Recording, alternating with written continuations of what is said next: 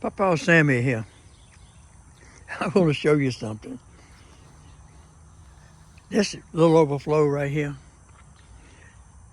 I took a handful of seeds and just threw them in there. I don't even know what they were. It was all mixed up.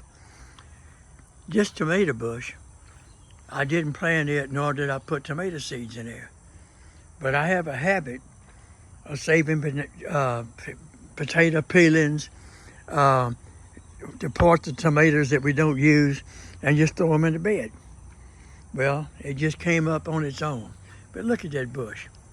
Beautiful. Not a blemish on it. Loaded with tomatoes. Just now starting to go good. My blackberries are looking good. There's my carrots. There's my lettuce. More blackberries and more blackberries. So everything's looking good this morning. Nice and cool. That's my ginger, and more blackberries, which I enjoy eating. I come out in the morning,